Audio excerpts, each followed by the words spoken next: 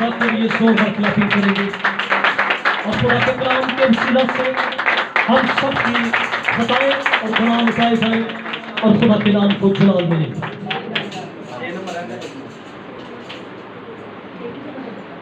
Hallelujah. आप अपनी जगहों पर बैठ सकते हैं। खुदावंद आपको बरकत दे। Praise the Lord. Hallelujah. Thank you, Jesus. Thank you, Jesus. Hallelujah. Thank you, Sakti साहब। खुदावंद आपको बरकत दे। Praise the Lord. Hallelujah. Hallelujah. बोलो यीशु मसीह की जय। बोलो यीशु मसीह की जय। Hallelujah. Hallelujah. Thank you. खुदावंद यीशु के कादर और बुजुर्ग और जलाली नाम के वसीला से आज सुबह मैं आप सबकी सलामती चाहता हूं और अपने सुनने वालों पर और देखने वालों पर खुदावंद का बड़ा फजल चाहता हूं। Hallelujah. Praise the lord. So खुदा के लोगों, आज जैसा कि हम सबको पता है कि हमारे लिए आज एक बड़े जश्न का दिन है जिसमें हमारे खुदावंद यीशु अल मसीह यरूशलेम में क्या हुए, दाखिल हुए, बल्कि बड़े शानदार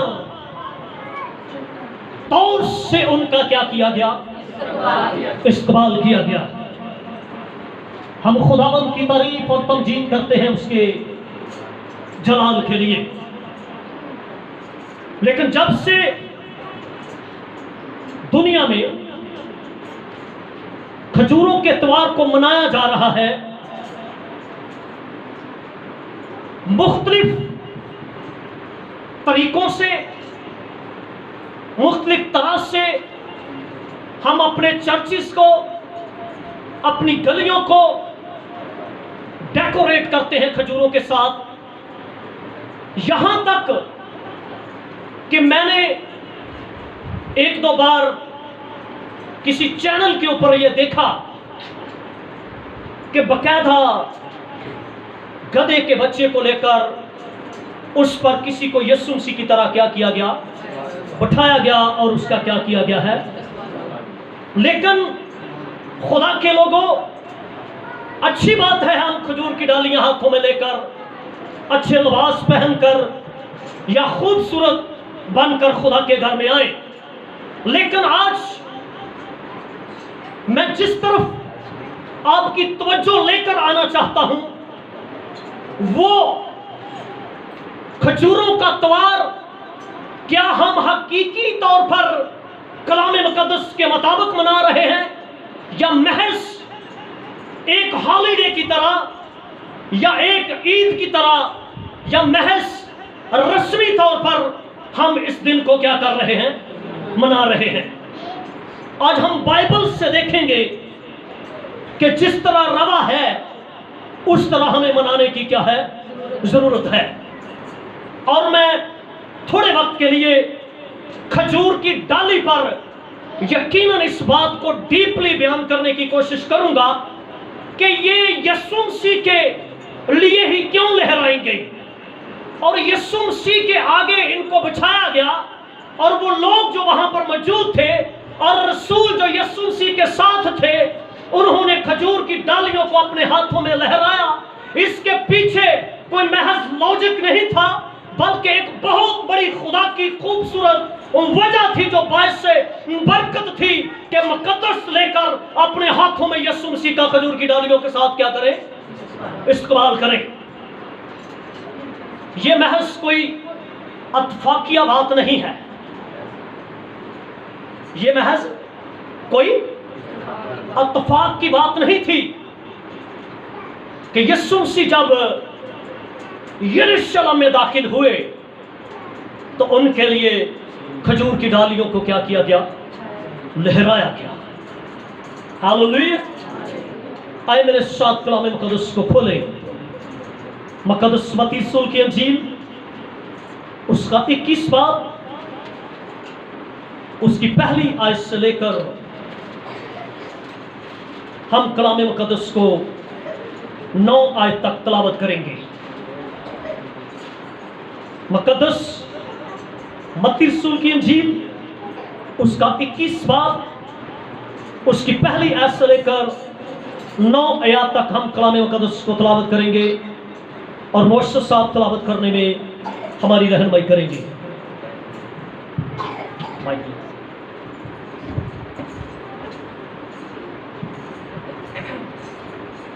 खुदावंद के कलाम में यूँ लिखा है, और जब वो यरूशलेम के नज़दीक पहुँचे और जैतून के पहाड़ पर बैत फिके के पास आए तो यीशु ने 2 शागिर्दों को ये कहकर भेजा कि अपने सामने के गांव में जाओ।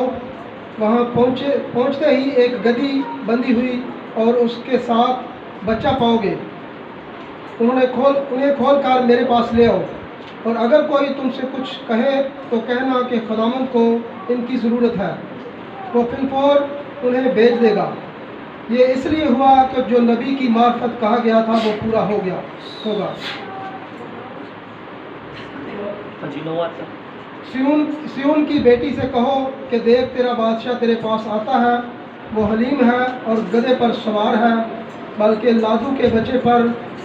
बस शागिर्दों ने जाकर जैसा यीशु ने उनको हुक्म दिया था वैसा ही किया, और गधी और बच्चे को लाकर अपने कपड़े उन पर डाले और वो उन पर बैठ गया। और भीड़ के अक्सर लोगों ने अपने कपड़े रास्ते में बिछाए, और औरों ने दरख्तों की डालियां काट कर राह में फैलाई। और भीड़ जो उसके आगे आके जाती और पीछे पीछे आती थी, पुकार कहती थी कि इब्ने दाऊद को होशना, मुबारक है वो जो खुदावंद के नाम पर आता है। खुदावंद का कलाम पढ़ा और सुना जनाब, सबके लिए बायस बरकत हो। आमीन आमीन। सब खुदा के लोगों, कलाम मुकद्दस में लिखा है कि यीशु ने जब जान लिया कि अब मेरा वक्त क्या है, नजदीक आ पहुंचा है, तो उसने अपने शागिर्दों से कहा कि सामने के गांव में क्या करो, जाओ। वहां पहुंचते ही एक गधी का बच्चा तुमको बंधा हुआ क्या करेगा, मिलेगा, या तुम उसे पाओगे। सो खुदा के लोगों, खुदावंद यीशु मसीह ने कहा जब उसका मालिक तुमसे पूछे इसे किधर लेके जाते हो, तो कहना कि खुदावंद को इसकी क्या है, जरूरत है। किसको जरूरत है? और एक बड़ी जबरदस्त बात है, कलाम खुदा में लिखा है कि उस गधे के बच्चे पर आज तक कोई सवार नहीं हुआ था, क्योंकि ज़िक्रिया के मुताबिक ये नबूवत का पूरा होना क्या है, जरूर था। किसके मुताबिक? ज़िक्रिया के मुताबिक। ये कोई इत्तफाकन बात नहीं कि यीशु मसीह गधे के बच्चे पर सवार है। यहां या वहां पर घोड़ों की कमी थी, या वहां पर यीशु मसीह को रथ नहीं मिल सकता था। जब गतसमनी में पतरस ने कहन के नौकर का कान उड़ाया, तो कलाम में लिखा है कि यीशु मसीह ने कहा, पतरस अपनी तलवार को क्या कर, म्यान में रख। अगर मैं अपने बाप से क्या करता, दरखास्त करता, तो मेरे लिए 12 तुमन फरिश्तों की फौज क्या करता, वो भेज देता। हालेलुया। मेरे लिए क्या करता, भेज देता। और मैं बड़े यकीन के साथ ये बात कह सकता हूं कि यीशु मसीह को उस वक्त अगर रथ की भी जरूरत पड़ती तो जलाली रथ आसमान से आका को अपने ऊपर बिठाने के लिए क्या करता, उतर आता। हालेलुया। अगर एलिया के लिए जलाली रथ आ सकता है तो ये एलिया को भेजने वाला है जो गधे के बच्चे पर क्या है, सवार है। हालेलुया। सो खुदा के लोग हो, खुदा की बेटे बेटियों, कलाम मुकद्दस में लिखा है कि उसने खुदा होने को अपने कब्जा की चीज ना समझा, बल्कि अपने आप को क्या किया है? पेश कर दिया, खाली किया, और खादम की सूरत क्या की? अख्तियार की। हालेलुया। गधे के बच्चे पर सवार होने का यीशु मसीह का एक खास पैगाम था। क्यों? इसलिए कि इस नबूवत का पूरा होना क्या था? जरूरी था। हालेलुया। इस नबूवत का पूरा होना क्या है? जरूरी था। और दूसरी बात, खुदा का कलाम कहता है कि वो क्या है? हलीम है। वो क्या है? जिक्रिया 9 बाब को मेरे साथ खोले, जिसकी तिलावत अभी मुश्ताक साहब ने की है। इस नबूवत पर हम थोड़ी देर वक्त के लिए गौर करेंगे। उसकी 9 आयत है, जिक्रिया का सहीफा। हालेलुया। ऐ बिन्ते सिय्योन, तुम नहायत शादमान हो। ऐ बिन्ते सिय्योन, तू क्या कर? नहायत शादमान हो। ऐ दुख्तरे यरूशलेम, तू खूब क्या कर? ललकार। ऐ मेरी बेटी यरूशलेम, तू क्या कर? खूब ललकार, तू शादमान हो, क्योंकि देख तेरा बादशाह तेरे पास आता है। जब वहां पर नारे लगाए गए, खजूर की डालियां हाथों में लहराई गई, यीशु के सामने कपड़े बिछाए गए, उसे इज्जत दी गई, तो कलाम में यूहन्ना की इंजील में लिखा, रसूलों को वो नबूवत क्या आई? याद आई। हालेलुया। और रसूलों को क्या आई? ज़करिया की वो नबूवत याद आई। वो अंदर से बड़े खुश थे कि खुदावंद, हमारा खुदा जिसके हम खादम हैं, उसके लिए तमाम नबूवतें क्या हो रही हैं? पूरी हो रही हैं। वो सादक है और नजात उसके हाथ में है। हालेलुया। वो क्या है? सादक है। दुनिया के बादशाहों की तरह नहीं, महज चंद दिन की कुर्सी के लिए, हुक्मरानी के लिए, बादशाही के लिए कत्लो गारत की जाती है, खून बहाया जाता है, ताकि मुल्क की हुक्मरानी हमें क्या हो जाए? मिल जाए। झूठ बयान किए जाते हैं, झूठ बोला जाता है, लेकिन ये सादक बादशाह है। कौन सा बादशाह है? सादक, सच्चा। हालेलुया। यशाया के सीफा में लिखा है, देखो एक शहजादा अदालत से क्या करेगा? हुक्मरानी करेगा। देखो एक बादशाह अदालत से हुक्मरानी करेगा और शहजादे सल्तनत करेंगे। खुदावंद यीशु मसीह जो है, वही सच्चा बादशाह, और नजात उसके कहां पर है? हाथ में है। हालेलुया। नजात कहां पर है? उसके हाथ में है। वो हलीम है और गधे पर, बल्कि जवान गधे पर क्या है? सवार है। हालेलुया। वो क्या है? हलीम है। क्या है? हलीम। इस कदर हलीम है कि उसकी हलीमी का सबूत जो है वो पाक सलीब है। वो क्या है? पाक सलीब है। उसने जवाब नहीं दिया, उसने जंग नहीं की, बल्कि जो मकसद उसके सामने था उसने उसको क्या किया है? पूरा किया है। सो गधे की जो अलामत है, ये सुलह की क्या है? अलामत है।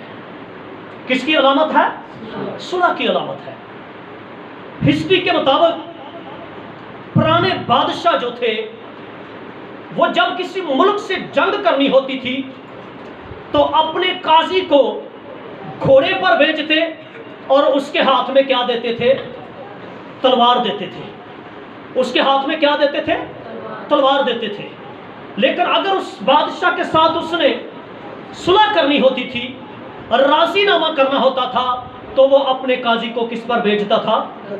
गधे पर भेजता था कि जाकर फलाने बादशाह से कह कि मैं तेरे साथ क्या करना चाहता हूं? सुलह करना चाहता हूं। सो यीशु मसीह सुलह और सलामती का क्या है? शहजादा है।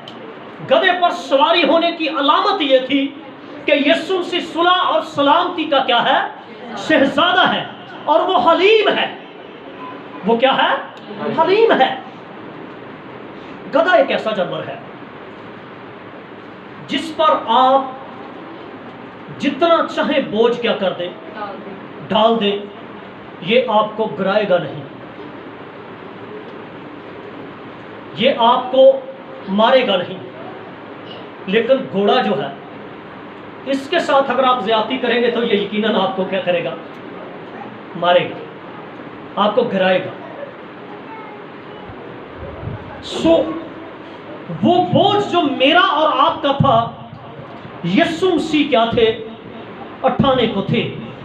और कलाम मुकद्दस में लिखा है मत्ती की इंजील में कि लोगों ने खजूर की डालियां लेकर और अपने कपड़े जो हैं वो रास्ते में क्या किए? बिछा दिए। यीशु मसीह को इस कदर इज्जत दी, इस कदर उनका शानदार इस्तकबाल किया गया यरूशलेम के अंदर। बैत फिगा का जो मायने है वो है अंजीर का घर। किसका घर? अंजीर का घर। ये यरूशलेम का एक ऐसा फाटक था जिसके अंदर से यीशु मसीह यरूशलेम में क्या हुए? दाखिल हुए। ये जरूरी था कि यीशु मसीह यरूशलेम में दाखिल होते और उनके लिए होशना होशना के नारे क्या किए जाते? लगाए जाते। इसकी आखिरी सत्र में लिखा है, आल में बाला पर क्या हो? होशना। मुबारक है वो जो खुदावंद के नाम पर आता है। आल में बाला पर क्या हो? होशना। सो खुदा के लोगों, खजूर का जो दरख्त है जिसको सादक के साथ क्या दी गई है? तस्बीह दी गई है। किसके साथ दी गई है?